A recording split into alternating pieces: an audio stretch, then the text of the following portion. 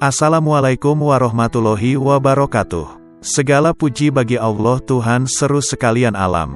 Kiai Haji Muhammad Dimyati atau dikenal dengan Abuya Dimyati adalah sosok yang harismatik. Beliau dikenal sebagai pengamal tarekat Syaziliyah dan melahirkan banyak santri berkelas. Mbah Dim begitu orang memanggilnya. Nama lengkapnya Muhammad Dimyati bin Syaikh Muhammad Amin. Dikenal sebagai ulama yang sangat harismatik. Muridnya ribuan dan tersebar hingga mancanegara. Abuya Dimyati orang Jakarta biasa menyapa, dikenal sebagai sosok yang sederhana dan tidak kenal menyerah. Hampir seluruh kehidupannya didedikasikan untuk ilmu dan dakwah. Menelusuri kehidupan ulama Banten ini seperti melihat warna-warni dunia sufistik. Perjalanan spiritualnya dengan beberapa guru sufi seperti Kiai Dalhar Watucongol. Perjuangannya yang patut diteladani. Bagi masyarakat Pandeglang Provinsi Banten, Mbah Dim sosok sesepuh yang sulit tergantikan. Lahir sekitar tahun 1919, dikenal pribadi bersahaja dan penganut tarekat yang disegani. Abuya Dimyati juga kesohor sebagai guru pesantren dan penganjur ajaran Ahlus Sunnah wal Jamaah. Pondoknya di Cidahu, Pandeglang, Banten tidak pernah sepi dari para tamu maupun pencari ilmu. Bahkan menjadi tempat rujukan santri, pejabat hingga kiai. Semasa hidupnya, Abuya Dimyati dikenal sebagai gurunya dari para guru dan kiainya dari para kiai.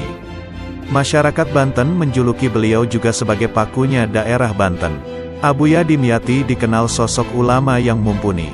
Bukan saja mengajarkan ilmu syariah tetapi juga menjalankan kehidupan dengan pendekatan tasawuf.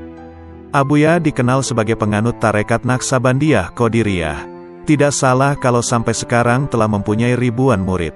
Mereka tersebar di seluruh penjuru tanah air, bahkan luar negeri. Sewaktu masih hidup, pesantrennya tidak pernah sepi dari kegiatan mengaji. Bahkan Mbah Dim mempunyai majelis khusus yang namanya Majelis Seng. Hal ini diambil atau dijuluki seperti ini karena tiap dinding dari tempat pengajian sebagian besar terbuat dari seng.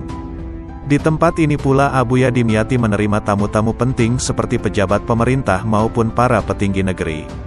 Majelis seng inilah yang kemudian dipakainya untuk pengajian sehari-hari semenjak kebakaran hingga sampai wafatnya. Lahir dari pasangan Haji Amin dan Hajah Rukayah, sejak kecil memang sudah menampakkan kecerdasannya dan kesalihannya.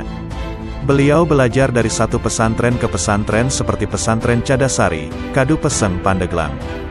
Kemudian ke pesantren di Pelamunan hingga Pleret Cirebon. Abuya berguru pada ulama-ulama sepuh di tanah Jawa. Di antaranya Abuya Abdul Halim, Abuya Mukri Abdul Hamid, Mama Ahmad Bakri, Mama Sempur, Mbah Dalhar Watucongol, Mbah Nawawi Jejeran Jogja, Mbah Hozin Bendopare, Mbah Baidowi Lasem, Mbah Rukyat Kaliwungu dan masih banyak lagi. Kesemua guru-guru beliau bermuara pada Syekh Nawawi Al-Bantani. Kata Abuya, para kiai sepuh tersebut adalah memiliki kriteria kehilafahan atau mursyid sempurna di samping sebagai pakunya negara Indonesia. Setelah Abuya berguru, tak lama kemudian para kiai sepuh wafat. Ketika mondok di Watucongol, Abuya sudah diminta untuk mengajar oleh Mbah Dalhar. Satu kisah unik ketika Abuya datang pertama ke Watucongol, Mbah Dalhar memberi kabar kepada santri-santri, besok akan datang kitab banyak. Dan hal ini terbukti mulai saat masih mondok di Watucongol sampai di tempat beliau mondok lainnya, hingga sampai Abuya menetap, beliau banyak mengajar dan mengorek kitab-kitab. Di Pondok Bendo, Pare, Abuya lebih dikenal dengan sebutan Mbah Dim Banten. Karena kewirayannya di setiap pesantren yang disinggahinya selalu ada peningkatan santri mengaji. Semasa hidupnya, Abuya Dimyati dikenal sebagai gurunya dari para guru dan kiainya dari para kiai.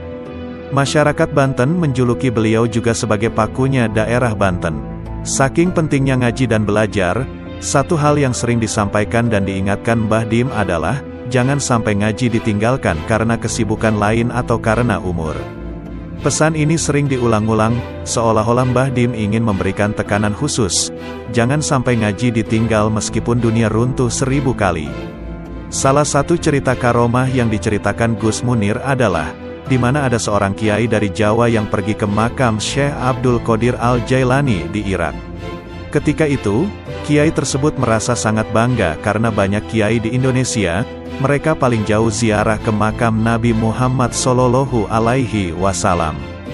Akan tetapi, dia dapat menziarahi sampai ke makam Syekh Abdul Qadir Al-Jailani.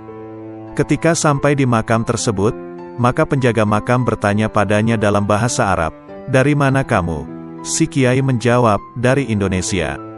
Maka penjaganya langsung bilang, "Oh, di sini ada setiap malam Jumat seorang ulama Indonesia yang kalau datang ziarah dan duduk saja depan makam, maka segenap penziarah akan diam dan menghormati beliau. Beliau membaca Al-Quran, maka penziarah lain akan meneruskan bacaan mereka." Maka kiai tadi kaget, dan berniat untuk menunggu sampai malam Jumat agar tahu siapa sebenarnya ulama tersebut. Ternyata pada hari yang ditunggu-tunggu, ulama tersebut adalah Abuya Dimyati. Maka kiai tersebut terus kagum, dan ketika pulang ke Jawa, dia menceritakan bagaimana beliau bertemu Abuya Dimyati di makam Syekh Abdul Qadir Al-Jailani. Ketika itu Abuya masih di pondok dan mengaji dengan santri-santrinya. Di balik kemasyhuran nama Abuya, beliau adalah orang yang sederhana dan bersahaja. Kalau melihat wajah beliau terasa ada perasaan adem dan tenteram di hati orang yang melihatnya. Abuya Dimyati menempuh jalan spiritual yang unik. Beliau secara tegas menyeru, "Tarika aing mah ngaji. Jalan saya adalah ngaji." Sebab, tinggi rendahnya derajat keulamaan seseorang bisa dilihat dari bagaimana ia memberi penghargaan terhadap ilmu. Sebagaimana yang termaktub dalam surat Al-Mujadilah ayat 11, bahwa Allah akan meninggikan orang-orang yang beriman dan orang-orang yang diberi ilmu pengetahuan. Dipertegas lagi dalam hadis Nabi al-ulama'u waratsatul anbiya, para ulama adalah pewaris para nabi. Ngaji sebagai sarana pewarisan ilmu. Melalui ngaji, sunnah dan keteladanan Nabi diajarkan. Melalui ngaji, tradisi para sahabat dan tabi'in diwariskan. Ahmad Munir berpendapat bahwa ilmu adalah suatu keistimewaan yang menjadikan manusia unggul atas makhluk lain guna menjalankan fungsi kekhalifahannya. Alam spiritual. Dibanding dengan ulama kebanyakan, Abuya Dimyati ini menempuh jalan spiritual yang unik. Dalam setiap perjalanan menuntut ilmu dari pesantren yang satu ke pesantren yang lain, selalu dengan kegiatan Abuya mengaji dan mengajar. Hal ini pun diterapkan kepada para santri. Dikenal sebagai ulama yang komplit, karena tidak hanya mampu mengajar kitab, tetapi juga dalam ilmu seni kaligrafi atau khat. Dalam seni kaligrafi ini, Abuya mengajarkan semua jenis kaligrafi seperti hufi, sulest, diwani, diwani jali, nashi dan lain sebagainya. Selain itu juga sangat mahir dalam ilmu membaca Al-Quran. Bagi Abuya hidup adalah ibadah. Tidak salah kalau Kiai Haji Dimyati Kaliwungu, Kendala, Jawa Tengah pernah berucap bahwa belum pernah seorang kiai yang ibadahnya luar biasa. Menurutnya selama berada di Kaliwungu tidak pernah menyia-nyiakan waktu. Sejak pukul 6 pagi sudah mengajar hingga jam 11.30. Setelah istirahat sejenak selepas zuhur, langsung mengajar lagi hingga asyar.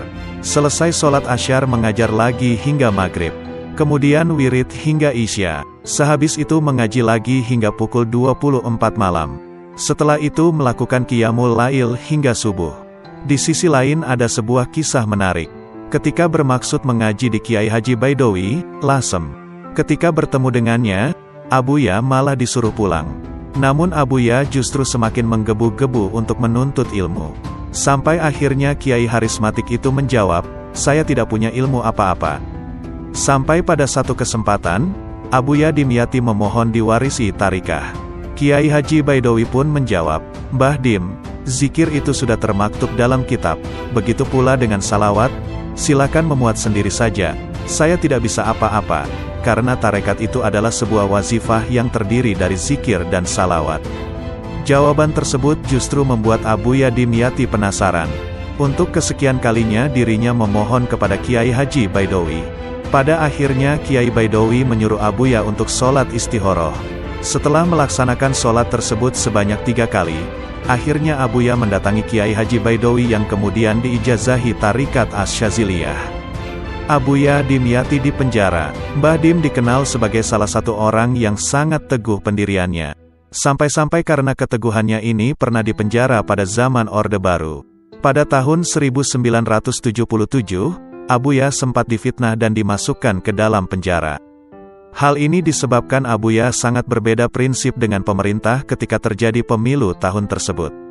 Abuya dituduh menghasut dan anti pemerintah. Abuya pun dijatuhi vonis selama 6 bulan. Namun 4 bulan kemudian Abuya keluar dari penjara. Ada beberapa kitab yang dikarang oleh Abuya Dimyati. Di antaranya adalah Minhajul Istifa. Kitab ini isinya menguraikan tentang Hizib Nasr dan Hizib Ifa. Dikarang pada bulan Rajab 1379 Hijriah, 1959 Masehi.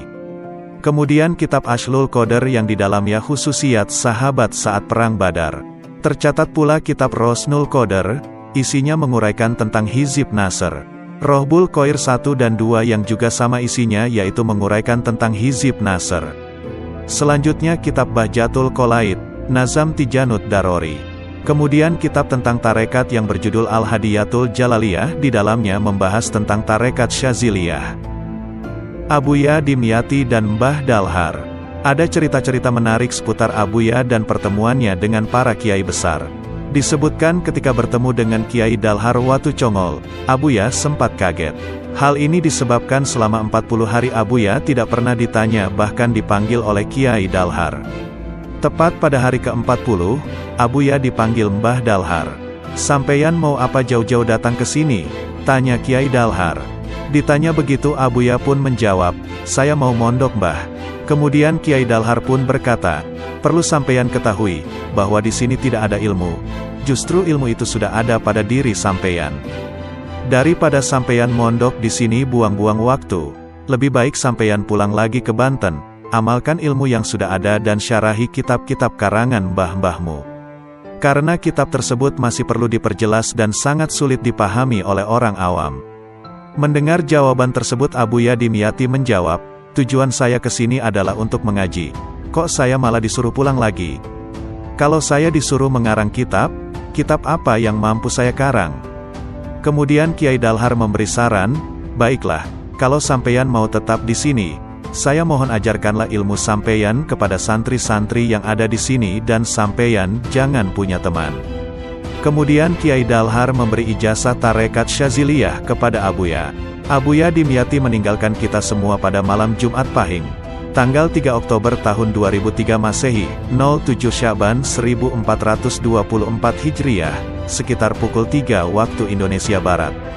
Umat Muslim, khususnya warga Nahdlatul Ulama telah kehilangan salah seorang ulamanya, Kiai Haji Muhammad Dimyati bin Kiai Haji Muhammad Amin Al-Bantani, di Cidahu, Cadasari, Pandeglang, Banten dalam usia 78 tahun.